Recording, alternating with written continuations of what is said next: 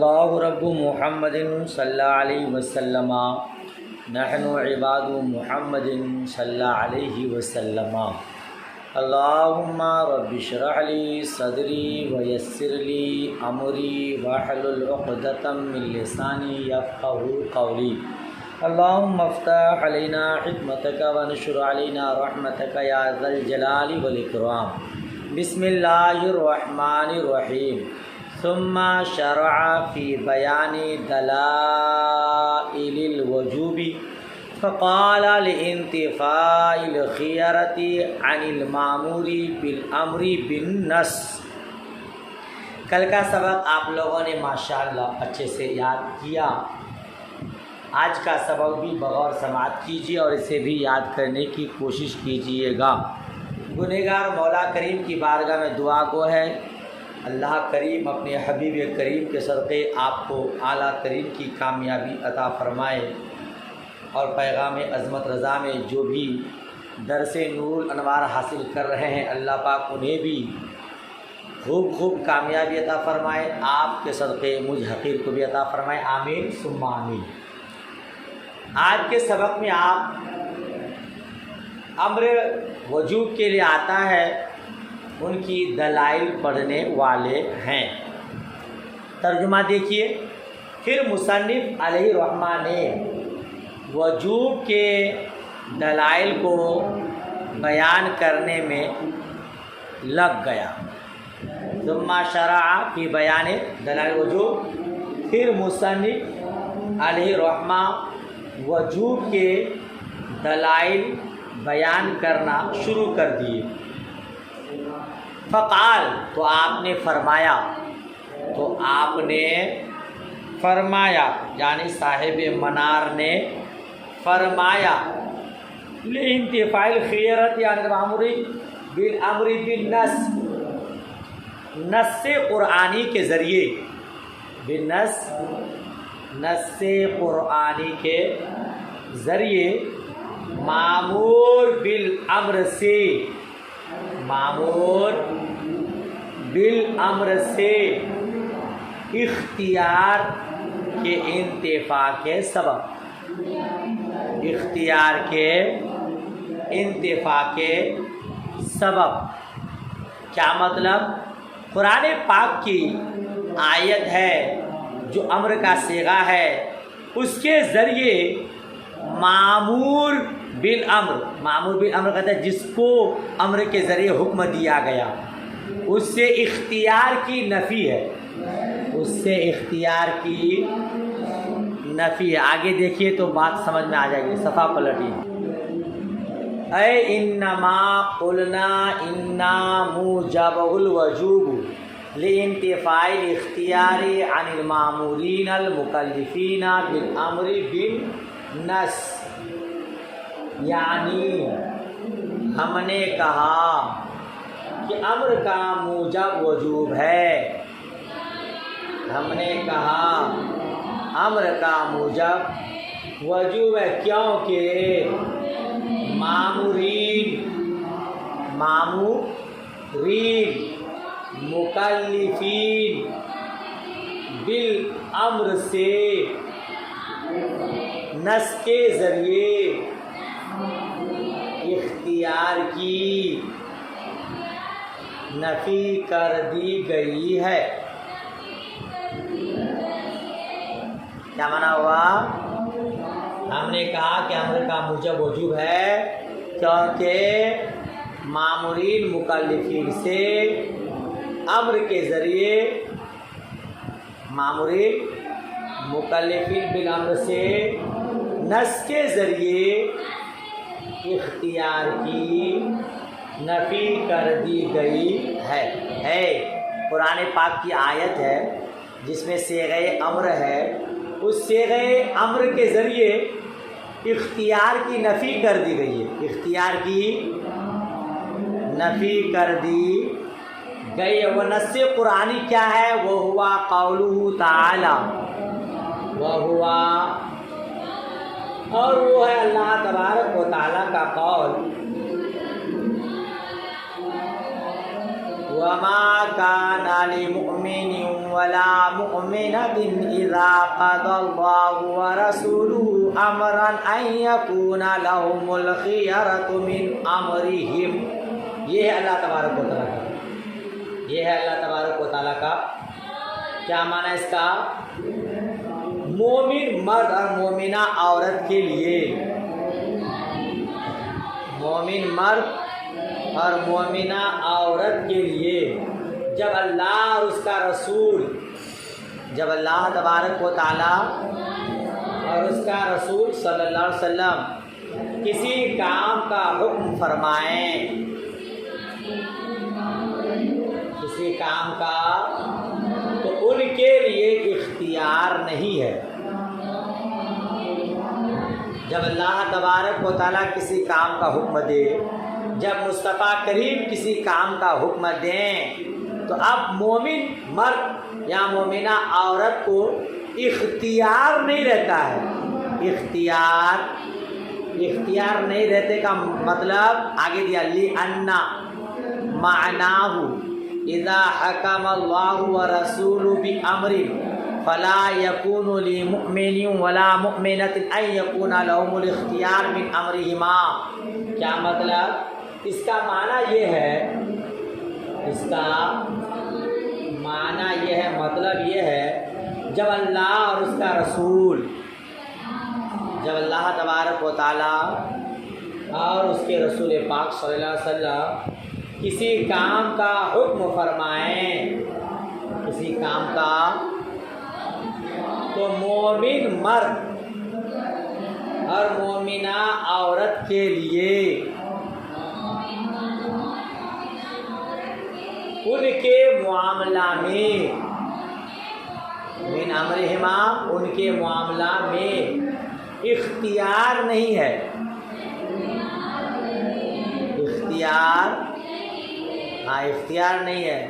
کیا اختیار نہیں ہے؟ اے انشاء، اے قابل الامر وَإِنْ شَاءُوا لَمْ يَقْبَلُوا، یعنی اگر چاہیں اس کا حکم قبول کریں،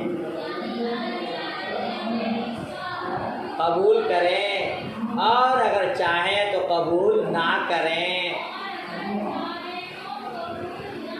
یہ اختیار نہیں رہتا ہے. جب اللہ تبارک و تعالیٰ کسی کام کا حکم دے، جب اللہ کے پیارے رسول پاک صلی اللہ تعالی علیہ وسلم کسی کام کا حکم دیں، تو بندہ کو اختیار نہیں ہے کہ وہ چاہے تو کرے چاہے تو نہ کرے. سمجھ رہے نا؟ بلکہ کیا ہے؟ بل یجب علیہم الاعتماد بامرہما، بلکہ کیا کہیں گے؟ بلکہ ان پر ان دونوں کے حکم کی، بلکہ ان پر ان دونوں کے حکم پر عمل کرنا فرض ہے، بلکہ ان پر ان دونوں کے حکم پر عمل کرنا واجب ہے. واجب ہے جی. اللہ تعالیٰ کسی کام کا حکم دے، اللہ کے پیارے حبیب کسی کام کا حکم دیں، تو جن کو حکم دیا گیا ہے ان پر اس پر عمل کرنا واجب ہے، ضروری ہے. ولا یکون ذالک الا فی الواجب، اور یہ نہیں ہوگا مگر واجب میں،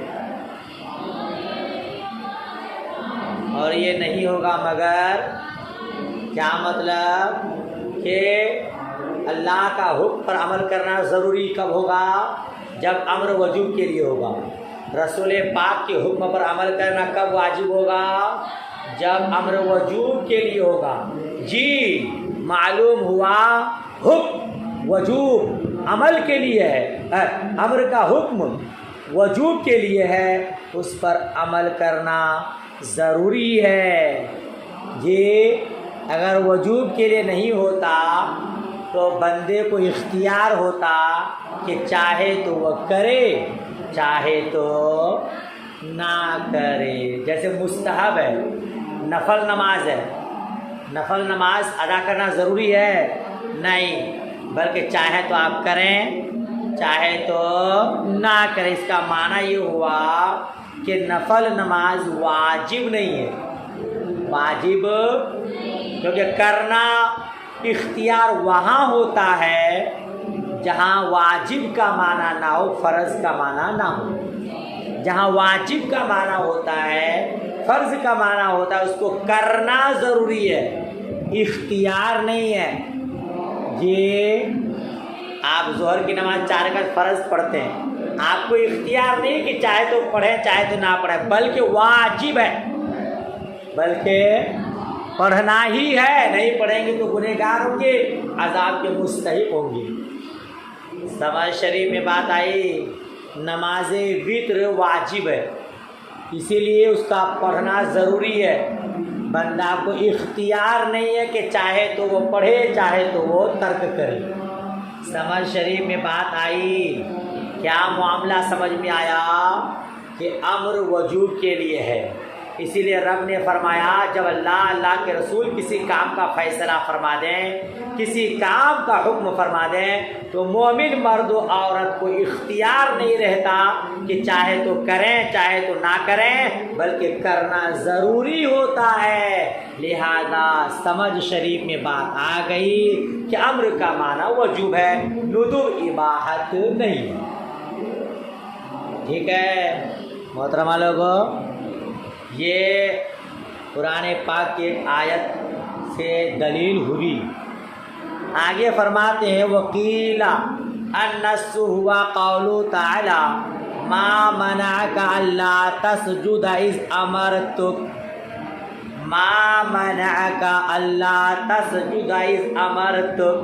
تم کو کس چیز نے روکا؟ کس کو؟ سجدہ کرنے سے. سجدہ کرنے سے تجھ کو کس چیز نے روکا؟ اذ امرتک، جبکہ میں نے تمہیں حکم دیا.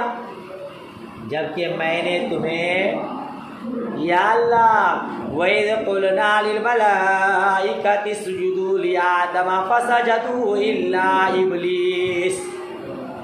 رب نے فرمایا کہ فرشتوں آدم کو سجدہ کرو.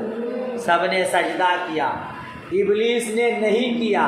تو رب نے ابلیس کو کہا ما منعک الا تسجد اذ امرتک. اے ابلیس، جب میں نے تمہیں حکم دیا سجدہ کرنے کا تو تم کو سجدہ کرنے سے کس چیز نے روکا؟ یہ تجھ کو سجدہ کرنے سے، تو کہتے ہیں خطاباً لابلیس اللعین. یہ خطاب ہے ابلیس لعین سے. یہ خطاب ہے ابلیس لعین سے، یا ہے نا، یعنی میں نے تجھ کو سجدہ کرنے کا حکم دیا تو تم کو اختیار باقی نہیں رہا. تم کو اختیار باقی نہیں رہا میرے حکم دینے کے بعد. تمہارے لیے اختیار باقی نہیں رہا میرے حکم دینے کے بعد. فَلِمَا تَرَكْتَ السُّجُودَ، تو نے سجدہ کیوں ترک کیا؟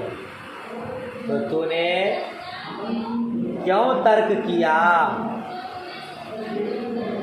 یہ جو ہے نا وکیلا النص ہوا قول تعالی، متن میں ہے لِانْتِفَاعِ الْخِيَرَةِ عَنِ الْمَأْمُورِ بِالْأَمْرِ بِالنَّص، ہے نا، جہاں سے سبق شروع ہوا. تو نص سے کون سی آیت مراد ہے؟ تو بعض لوگوں نے کہا کہ نص سے مراد یہ والی آیت ہے. بعض لوگوں نے کہا نص سے مراد یہ آیت ہے. کون سی؟ ما منعک الا تسجد اذ امرتک، میرے حکم دینے کے بعد تجھ کو سجدہ کرنے سے کس چیز نے روک دیا؟ وہی ابلیس. وہی ابلیس، جب میں نے حکم دیا سجدہ کرو سب نے سجدہ کیا، تم نے کیوں نہیں کیا؟ ٹھیک ہے نا. تو رب تبارک و تعالیٰ نے اس کی ملامت اور اس کی سرزنش فرمائی ہے نا. یہ کہاں ہوتا ہے؟ واجب میں ہوتا ہے. کوئی واجب چھوڑ دے تو اس کو اس طرح کی باتیں کہی جاتی ہے.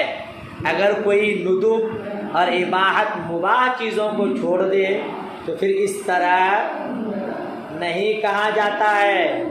تو ابلیس کو رب تبارک و تعالیٰ نے سرزنش کیا، جس کا یہ مطلب ہوا کہ سجدہ کرنے کا جو حکم رب نے دیا وہ وجوب کے لیے تھا۔ کس کے لیے تھا؟ وجوب کے لیے تھا۔